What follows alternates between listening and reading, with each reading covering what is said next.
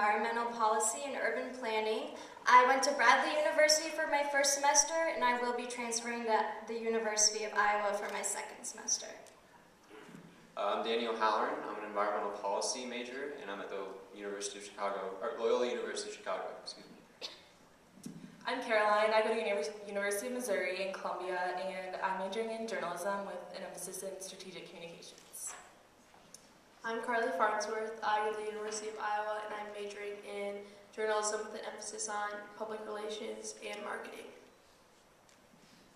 Hi, I'm Joseph Dre. I attend the University of Notre Dame, and I'm debating between a business major and a political science major. My name is Andrew Linkletter. I go to Wartburg College, and I'm planning on majoring in biochem and Spanish.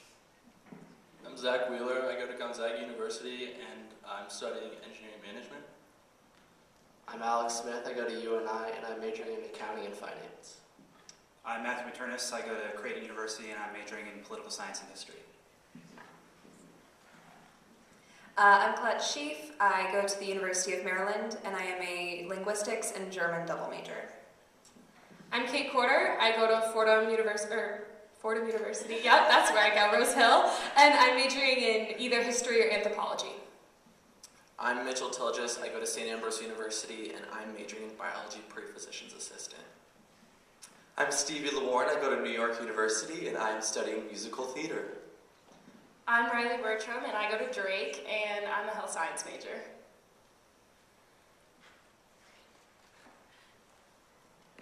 So if you guys have any questions, we can ask them to the kids. Students, sorry. Yeah.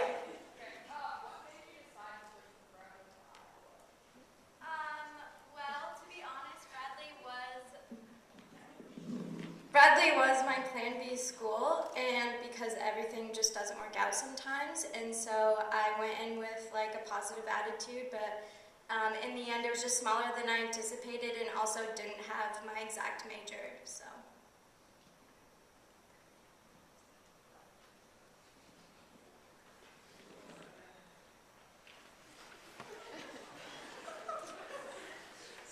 All right, we'll just ask about the food. So does anyone have any comments about, like, was the food better than what you thought? Or how about, what were the first 2 weeks like of college? First 2 weeks of college. And food. Food is edible, but you eat it. First 2 weeks of college are super weird, like super weird. You show up and you're like, I'm not supposed to be here. All these people are adults and I am a child. But like everyone's in that boat, so it's okay. And like the key is to just like say hi to as many people as physically possible. Like that was kind of my strategy. And everyone wants to make friends, so everyone will talk to you if they're a freshman, and probably an upperclassman too, because they know what you're going through. So like, you gotta just embrace that it is bizarre, but it's great, and it's fun. Anybody else?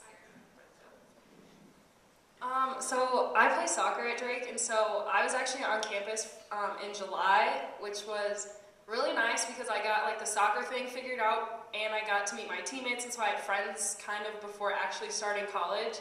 And then for me, freshman year they do like a welcome weekend, and so you come in Thursday and classes start Monday, and you spend Thursday, Friday, and Saturday with your first year seminar, which is like a group of like 25 kids, and like it's just really nice to spend 3 days with like people that you're going to spend the whole first semester with, and so like you get to know your FYS like really well. And I can say like some of the people that I met that weekend are like some of the people that I hang out with now, some of my close friends. So that was really nice, but yes, the first few weeks are stressful, but you will get through it, I promise.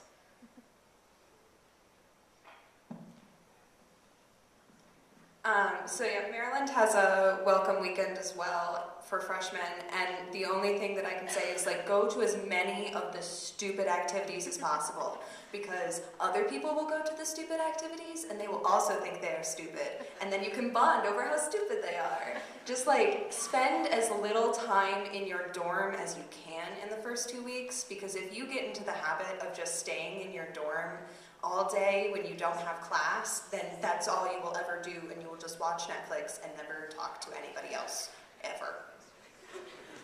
Which is okay sometimes.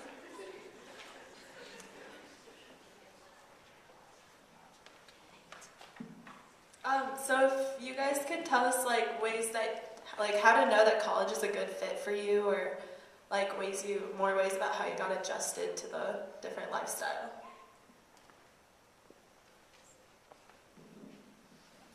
So definitely take a college visit. For me, it was I walked onto St. Ambrose campus, and just the feeling of me being there, it was like home. There's something about being on your future college campus that there's a feeling inside of whether it's right or wrong. Just trust your gut. Otherwise, besides that, just make sure there's a good program. Make sure that it's what you want to do, or if you're undecided, just go in, have fun. That's all I have to say. So most colleges and universities will have like an admitted students day, or you can like call the admissions office and ask to shadow a student or like stay with a student for a night. And I would highly recommend doing that if you've applied to multiple schools to help you discern where you want to go. I did that in March of my senior year, and it really helped me figure out where I wanted to go. So, and then you can also like meet up with professors too and learn more about programs you might be interested in.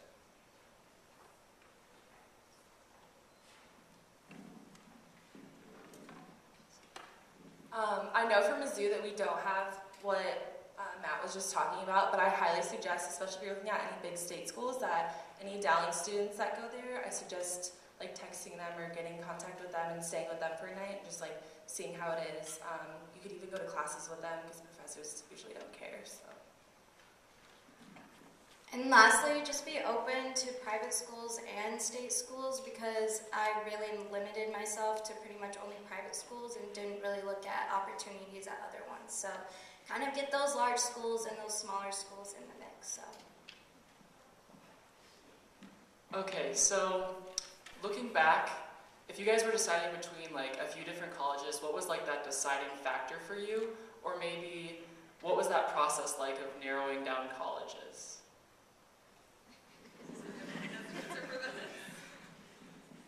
I started out very broad in my college search, and I looked at state schools and smaller schools, and the fastest thing I learned is I did not want a state school, and for a lot of people a state school is good, but listening to yourself and knowing, to be open to the smaller schools in Iowa, like the Wartburgs, I know those are really good options, even though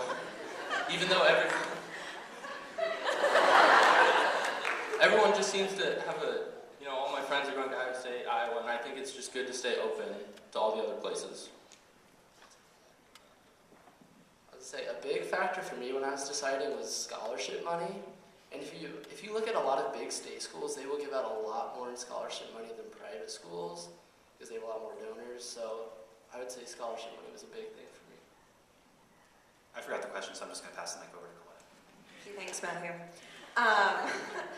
So for me, my college decision process was complicated and hard. I got into 3 schools. Maryland was my top choice, and it had been my top choice through the entire thing. But they were giving me almost nothing in financial aid. So then I decided there was no way I could go to Maryland, so I had to decide between Loyola and Catholic, and it just came down to, before magic happened and I got to go to Maryland, it came down to where I thought I could spend my time and which had the programs that I knew that I could study, because absent all of the stuff that they do and where they're located, really what I was looking for is where has the place that I want to study this and I want to learn these things so that I can know more stuff.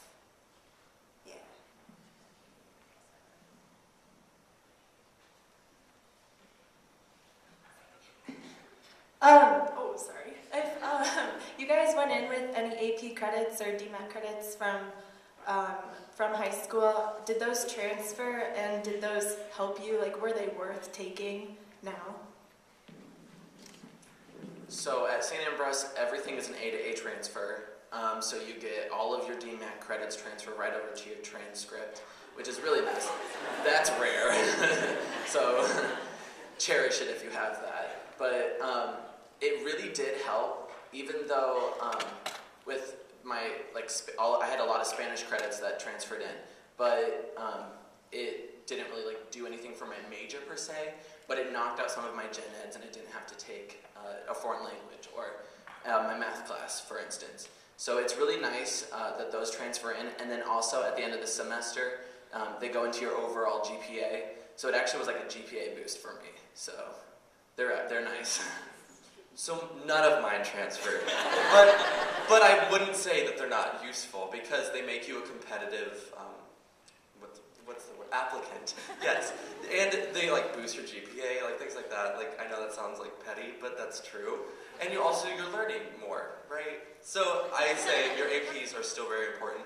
But what I did, especially if you're juniors in here to senior year, you don't have to also go crazy on APs. I mean, don't hurt yourself in high school. Yes, take a couple APs, but if you are capable of taking all of the 5 APs that are available, do it. But if you know that will make it a very, very stressful year, just take a couple that you're going to do pretty well in and don't hurt yourself. So yeah. At Drake, if you come in with credits going into college, you get to actually register for your second semester classes earlier, which is really nice because I was waitlisted. I came in with a few credits, but I was waitlisted for some of my classes, which can be kind of stressful because you need at least 12 credits to be a full-time student, and I was in 11, and that was really stressful for a little while, but I did get in. But yes, AP credits and DMAT credits are really helpful with registering.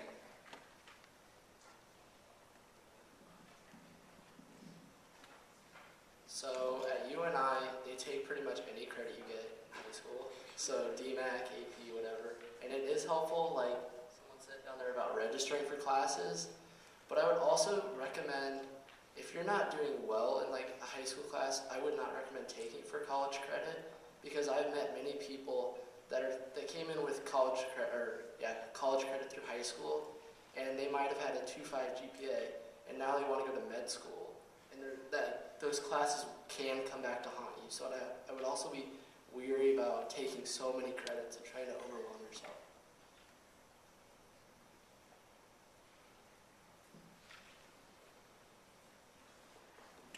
So if any of you guys are doing an honors program, maybe talk a little bit about that.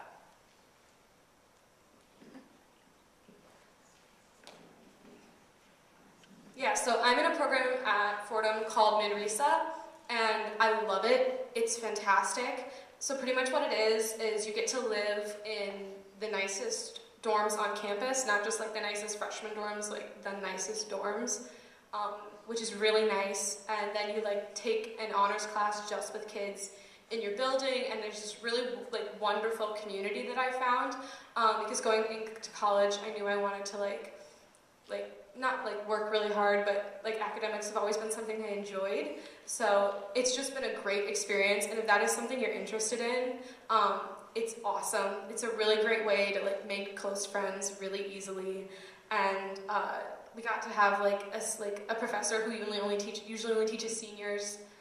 So it's just a really fantastic experience that I love. I did have to apply. You had to get a minimum score on ACT writing, but I think it was a 28. So not impossible. But then sorry, I don't know, definitely had to work for it, but and then you had to write a short essay just saying why you were a good candidate for that program.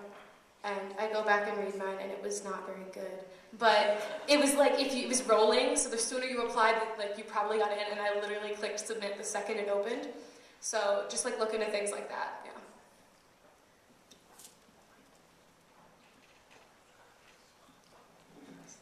So I'm also in an honors program where I live on a scholars floor at Wartburg, and it's a living, learning community.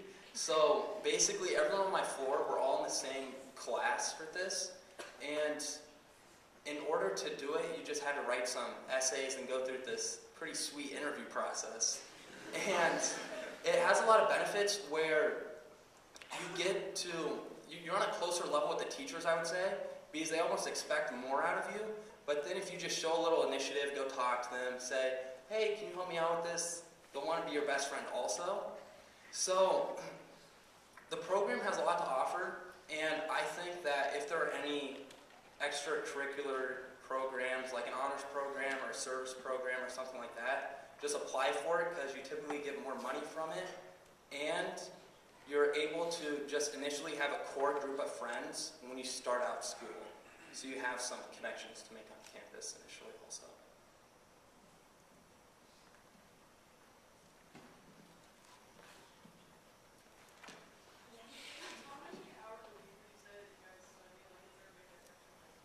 So the question was, how many hours a week do you study, and like, what's the difference between high school and college? So in high school, I took some AP classes, and I would probably do 2 hours of studying and homework a night. In college, in my first semester, total, I would say I probably had 5 hours of homework the whole semester. So I don't know if that's just my first year, or yeah, you have so much free time compared to what you had at Dowling, in my experience. So like, homework and studying kind of depends on your major and what classes you're taking. Like if you're in a math class, you're going to be doing math homework like pretty much every night. But like if you're in a theology class, you have to do like some reading, and that's on you. Like no one in college is going to require you to do homework or require you to study. So I'd say like on average, like 2 hours a night is I think pretty standard, which I don't think is too different from high school. But again, like no one's going to require you to do your homework. So I have 2 roommates, and one of my roommates is a biochem major, and she did homework all the time. She was never not doing homework. She constantly had calculus homework, always had chemistry stuff to do. But me and my other roommate, we are humanities majors, and you know, we had homework to do. I always had to study for German or do a reading for my astronomy class, but not nearly as much as Becca did. So it really depends on what major you have and what kind of classes you're taking. I wrote a lot more in college than I've ever written in my life. I wrote 21 papers this semester, and yeah, some days you're like, I can't do this anymore. But you learn also, like your work in college, when you finish it and you look at that, you're like, I just wrote that. Like, that's really smart. And like the work you're doing, though you're doing more of it, is much more meaningful because you're doing usually in this class that's more tailored to your interests. So even though the work is heavier, I think it's kind of fun sometimes. I don't know. I'm kind of a nerd, but I think it's cool. And also with homework and studying, I had to prioritize certain classes or subjects. If there's some class that maybe you think is easier, or maybe that's just not as important to you, because I mean personally for me, I had an 18 credit semester, so I couldn't study every subject every day, so I just had to prioritize which one was the most work, and I had to do that a week before the test and do that in increments.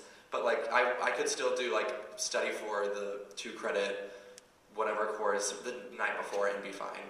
Just prioritize which ones you need to really work hard in, and which ones you can maybe lay back on a little bit. I would definitely say that college is a lot more self-teaching and like trying to figure out what you understand and what you don't understand. I feel like high school, like you're given a lot, and in college you're not, and so you kind of have to figure out a system. Like if you need to go talk to the professor, do it, please do it. I didn't do it the very first couple weeks, and I started, and it's super helpful. A lot of campuses have like tutoring that you can go to, so I would just say if you don't understand, there's resources for you, but it is a lot of like self-learning.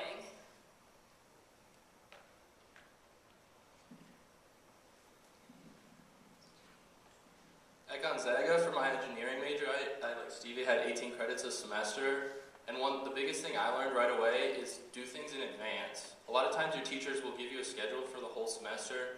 It'll say, you have this, and it might be doing a week, your 20 math problems, but when you have a paper to write for econ and other things like that, it's so helpful when you do things ahead of time.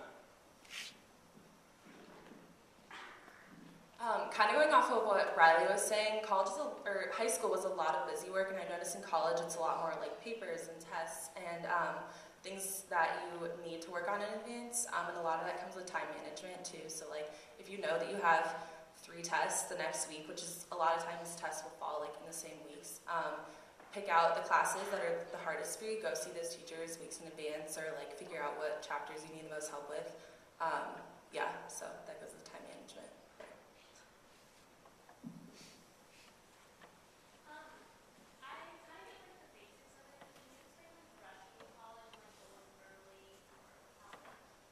Rushing in college was the question.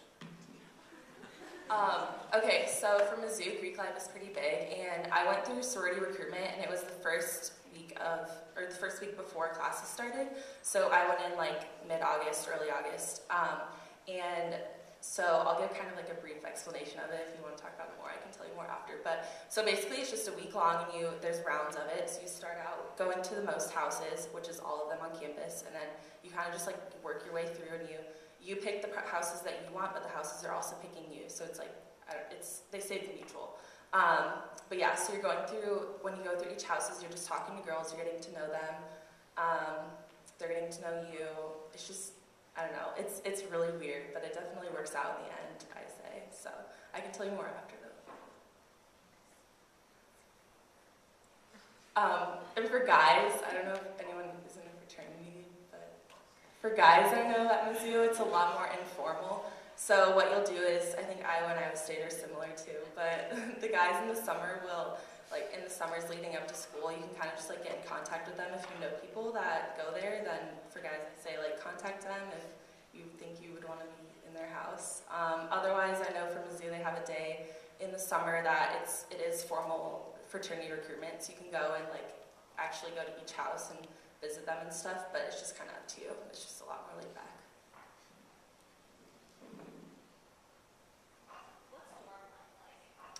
Talk about dorm life a little bit.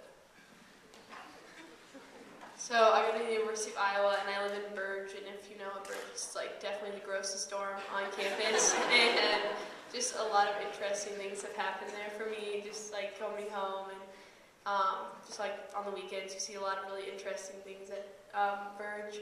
But I really actually like dorm life. I don't like the whole like bathroom aspects, that you have to wear like shoes in the bathroom, or else I know somebody who did it and they got like athlete's foot or something really gross. So definitely like come prepared to like wear shoes in the shower and like deal with like really annoying people on your floor, because there will be a few really annoying people, and like get to know your RA really well, because like they can help you in the long run, and like they're always pretty cool.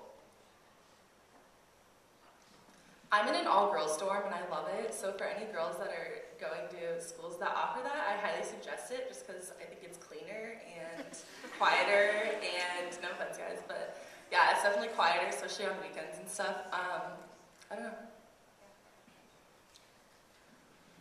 Sort of the same. At Notre Dame, all dorms are single sex, so I'm in an all-guys dorm. And there's a lot of different dorms. It's kind of like, not really a Greek life system, but we live in the same dorm all 4 years. So you really get to know all the guys in my dorm, I guess, and it's a really cool way to get to know everyone. But we also have parietals, which is sort of a Notre Dame unique thing. I guess some of the schools have it. But after midnight on weekdays and 2 a.m. on weekends, all girls have to be out of our dorm. So kind of interesting thing Notre Dame has, a lot of schools don't. Okay, I'm sorry to be such a downer, you guys, but if you don't like your roommate, don't feel like you have to get along with someone. It's just someone you live with. Like, you're only going to be in the room when you sleep, and so it's not a big deal if you have anything in common. It's just somewhere to live.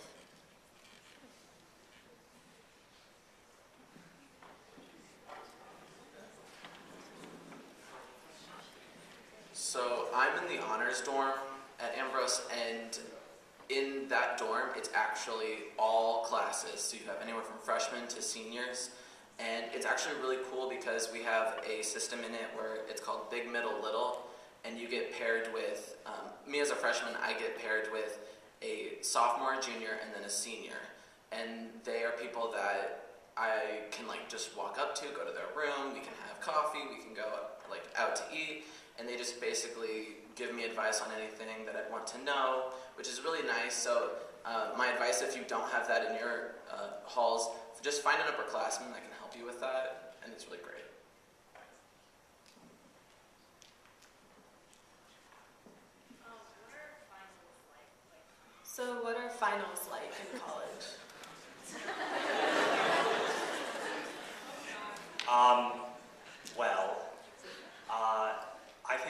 does a really good job of preparing you for finals in college, actually. Like, I know a bunch of people who either didn't have finals in high school, or if they did, they could exempt them all. And that's what they did for 4 years. And so college was their first finals experience. But in terms of how bad it is, it depends on your major again. So like, if you're a bio major, your final in like bio or chemistry is going to be a multiple choice test most of the time. Whereas like, I'm a history and a poli-sci major, so like my poli-sci final, I wrote a paper.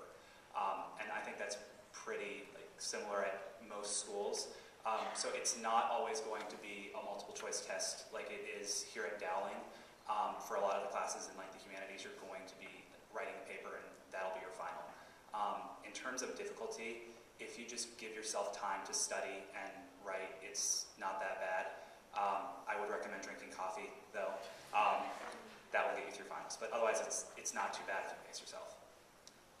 The one thing I will mention is that, at least for me, it was a lot harder to calculate what I needed to get on the final because professors don't update grades the same way that teachers here do. They don't put in, like, they don't even like calculate them the same way. Things are weighted just in ridiculous ways. So it's a lot harder to like, oh, I don't need to study for this final because I only need a 74 to get an A. So you kind of have to study for all of them anyway.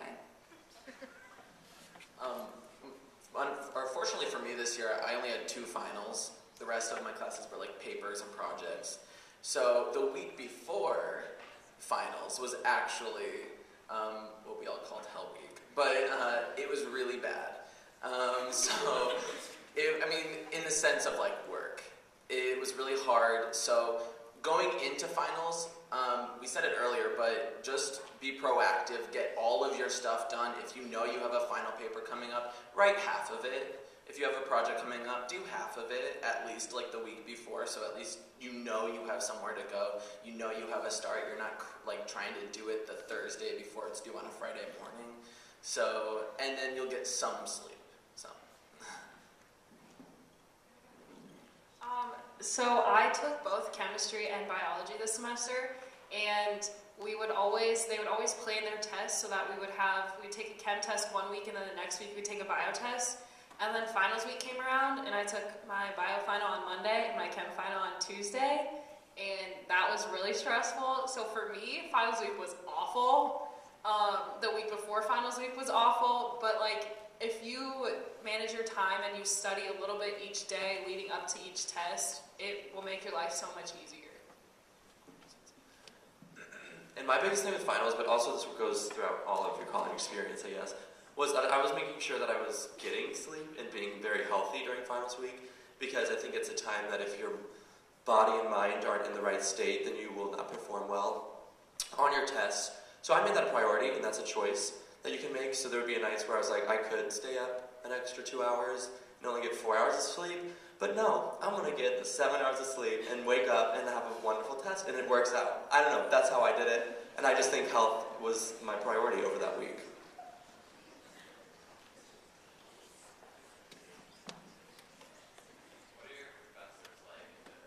So what are your professors like? I had a little bit of a problem with my physics professor.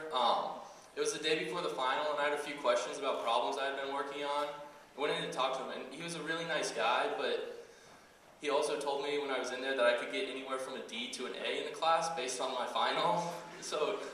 But all my professors were great. They're all very nice people, and they're all willing to help you all the time. People have this kind of skewed view that like they're all scary and they're above you, and they really just want to be friendly. But don't expect the grading to be like it is here at Dowling. So my professors were all super awesome, but I had 3 foreign professors that I could not understand very well. So if any of you get professors like that, I think it's important to go in their offices and get used to talking to them, and that'll make understanding them in class a lot easier. I think what you'll find is that in college, professors, you get to like realize that they're just like real people, and so like any real people you know, like sometimes you really don't like them, and sometimes you're like, yeah, I'm really excited to go hang out with this person for an hour and 15 minutes, and they're just like, it's different than it is here, but at the same time, it's just like they're just teachers, and you will like some of them, and you won't like some of them. And if you can ask people who have already taken that class which professors they liked and which professors they didn't, then you can not have really bad professors. So first semester at Fordham, you don't get to choose your classes. They just put you in core, which was actually, at first I didn't like it, but I ended up enjoying it because I would have had to take those classes anyway, and I had a fine experience.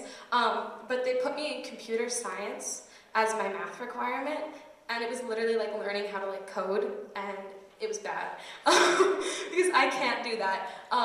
But like my professor, I literally went to his office hours every week and was like, please help me. And he did, like, and I ended up doing fine in class. Same with my philosophy class. Every paper I wrote, I could take it in, he would look at my draft, and he would tell me what to do.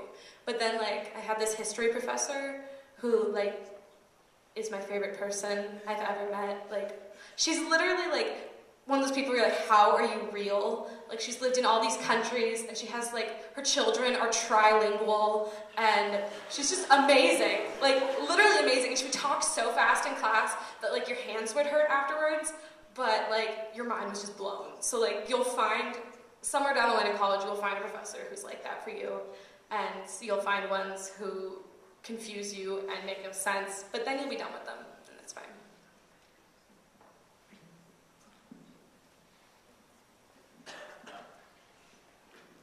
So out of 6 like professors and TAs, only one of mine was from America. So there's definitely like a language barrier in some classes, but like honestly, all your professors like they love what they're talking about, and like if you go in after, they'll just sit there and talk like forever about whatever you talked about in class before. Like they're a huge help, and I would definitely recommend like going to their office hours. Professors are probably the smartest people I've ever met because a lot of them have PhDs, so they just are like a huge wealth of knowledge. So yeah, they're definitely there to help you.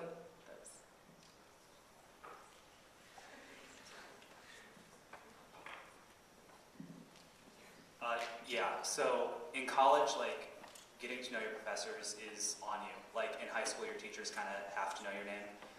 In college, that's not the case. Like, you might have a professor that has 500 other students and they don't really care about knowing your name unless you go into their office hours. So even if you don't need help in a class, go in and talk to a professor. One of my favorite things to do is go in and talk to my theology professor every Tuesday, and we just like, we talk about literally anything, and it was awesome.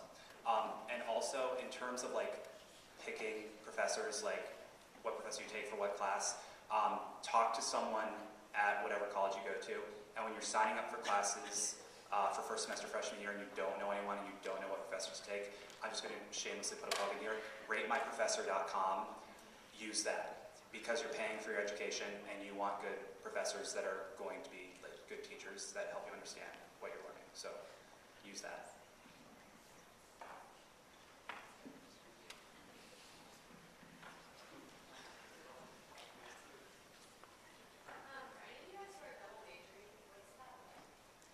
So if you're double majoring, what's that like?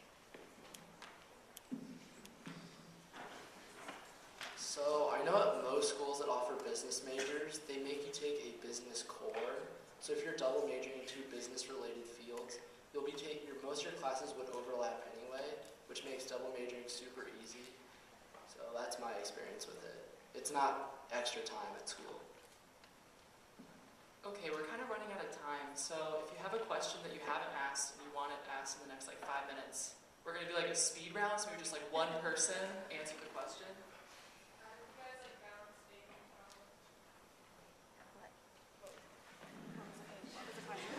I went to the CSC, which is the Catholic Student Center. A lot of colleges have Newman Centers, which are the Catholic student centers on campus. There are always people there. People love to help you. People love that you're coming there. So just find that place, and it's usually a really great community.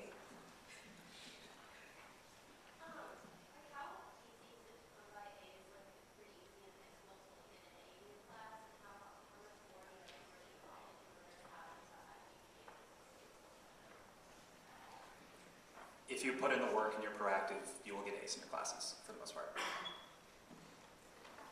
What's life like in college or big city? Big city college.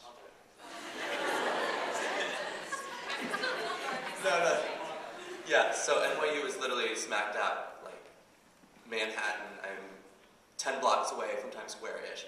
But it's actually amazing, and I was worried because people were like, oh, you're not going to get the campus college feel.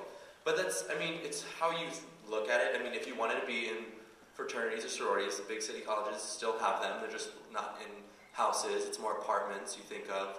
But it's such an amazing experience. And there's something like of an energy in the cities that you can feel when you wake up every day. That's what motivated me. There'd be days I'm like, oh gosh, it's raining out and I have my 8 a.m. But I was like, but you're in New York City. You're going to get up and you're going to live every moment you can.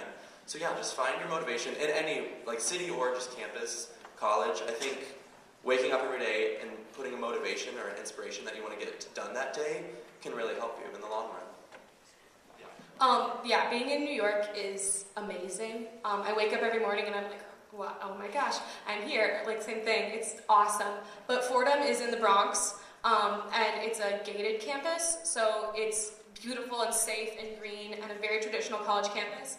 And I step outside and I'm in the middle of the Bronx and I can be in Manhattan in 20 minutes, and it's so much fun. Like, there's so many cool things and so many opportunities for internships. So if you're interested in a city, it's really a cool experience.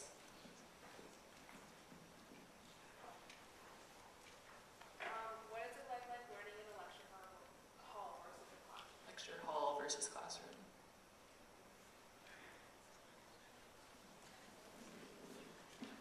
I can answer the classroom part. I'll update you next semester. But for the classroom, it did feel like high school to me because there were only like 30 of us in the classroom. It looked like a same Dowling classroom. So yeah, smaller classes feel like high school, and I'm sure bigger classes feel like big lecture halls. So.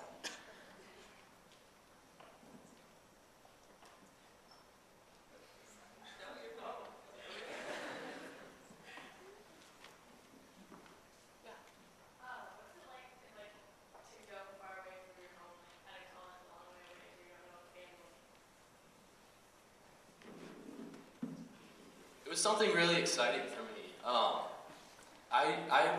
would have been just as happy, I know, if I had stayed in the Midwest, had gone to Iowa State, Iowa. But for me, it was a chance to get away and explore. And I was telling someone earlier today, for me, it's 20 minutes to gorgeous skiing in the mountains, and it's 2.5 to world-class skiing. So I think it's just all about knowing where you want to go, and if you want to take the risk to go far away, and knowing that you can come back. You don't have to feel like you have to stay out there if you don't like it. So I'm not going to lie, it was really hard because especially at Maryland, where everyone at Maryland is from Maryland and they know at least one other person who goes to that school, and I went there and I knew no one. So that's why the first 2 weeks were really hard, and then not being with your family, but it just made coming home a lot better, because I know my roommates, they went back every other weekend. So going home for Christmas break and Thanksgiving break wasn't as special for them. So I go to college 20 minutes from my house, and I probably went home 3 times this last semester. So it is also okay because your house is as close as you make it. You can go home all the time. You don't have to go home at all. Also, it's really nice because my dorm food sucks, and so if I need a home cooked meal, I'm really close to home. Okay, this will be the last student question, and then we have a question for the whole panel.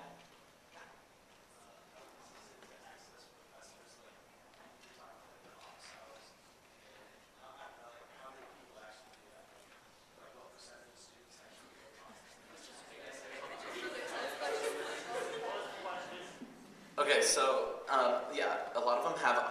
Oh, sorry. How available are professors with office hours and stuff like that?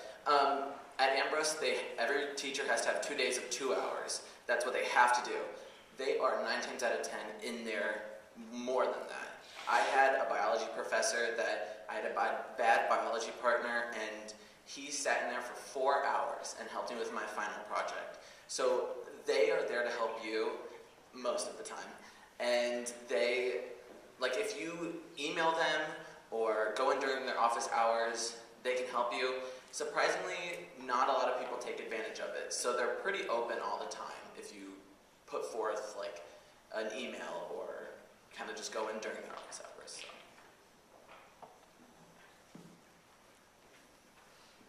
One moment.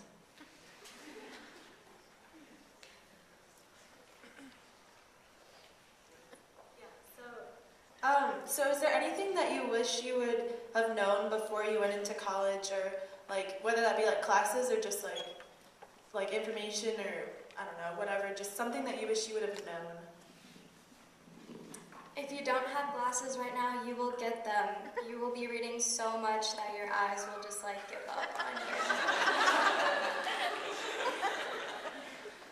you. For me, I saw writing manifest in just about every part of my education, so I had to personally work on myself being a writer, so I wish I had taken the classes and opportunities here more seriously to actually write, because it was a challenge for me to adjust. My math class was really tough this year, and I definitely struggled with that, but I kind of knew that I would because I did in high school too, so I suggest if you can get credit in high school going into college for math if you do struggle with that, or science, to get that credit so you don't have to take it in college if you're not going into a math or science. I definitely say like realize your strengths and weaknesses now, and like what you're good at and what you're not. Cause like I thought I was gonna minor in Spanish, and then I like got there and I was like, oh, I really suck at Spanish. Probably shouldn't do this. So then I like got through the semester and I like got a good grade, but definitely not going back to that. I wish I would have known our football team was gonna be so bad. I would have mentally prepared myself. But other than that, like making sure you go to the opportunities your campus gives you. I know my school and probably a lot of schools, there's speakers that come in, CEOs from companies, professors, people who have written books and stuff, and they give really cool talks, and it's cool to take advantage of every part of your education like that. I would say just take advantage of what's available. There's a lot more on campus that is just right there that you can take advantage of that isn't always seen, and just even by talking to your professors, they want to help you, and at the end of the day, they'll help your grade out a lot more than you'll think. So, I'm a little bit like Andrew. I would say take advantage of the opportunities given to you. I think whatever school you end up at, you can be happy if you go out of your way to be the person you want to be where you're at. I learned that everything in college is super expensive, so try to get a job over the summer if you can, because you don't want to be the person that has to ask your parents for money, and you also don't want to be the kid that can't do anything because you don't have money. I just say have multiple plans in terms of where you're applying, and then if you're a senior, like what you want to major in and what classes you're going to take. And it's okay to have multiple plans, and it's okay if one of your plans doesn't work out. Nothing you do is set in stone. You can change majors, you can change dorms, you can change universities. This decision that you're going to make is not the most important decision of your life. It's not going to, you can change anything that you decide to do. I would say right now, as your seniors, as you're applying and like making a decision, just like take a deep breath and it's gonna be okay. As I was making a decision, I was so stressed and terrified because I saw this school that I absolutely loved, but I was so scared to move halfway across the country, and I was so scared to be like that dumb girl from the Midwest, and that people on the East Coast were gonna be mean and judgy, and sure, maybe you encounter a few people like that, but it was widely not my experience. And this summer, literally just some days I'd be like, oh my God, what am I doing? And then now that I'm there and I jumped out of my comfort zone, I'm so glad I did. So don't be afraid if you have this idea of something you really want to do to go after it. I would say when you get to college, dive into activities. Do something extracurricular. I got involved in choir and dance marathon, and it's been the best choices I've made in college. I've met so many great people in it, and friends that I will carry with me forever. So dive into activities. I would say just dive into every moment, and also self-discovery. It's a chance. You're on your own. You get to finally make your own decisions, and it's so inspiring in a way, and you hold a new responsibility, and you find things about yourself and what you like, and listen to those. If you made a friend the first few weeks and you realize, oh, I just took them because I was I needed to talk to someone, you don't need to be their friend, their best friend anymore, Just be true to yourself, listen to yourself, and have a good time. Don't be so crazy with the grades. They're important, but you're also 18 years old, and you're supposed to enjoy every moment of life, right? Enjoy it. Have a good time. Don't get so stressed out. I have a couple things. First of all, don't slack off your senior year because it sucks, your freshman year of college. Also, meet as many people as you can because this is your chance to go out of your comfort zone, meet as many people as you can, get involved with as many things as you can, and also make a plan that works for you and like find a way to study, find a way to manage your time because that can be really difficult if you don't figure it out like super early on. All right, let's all give a round of applause for our class.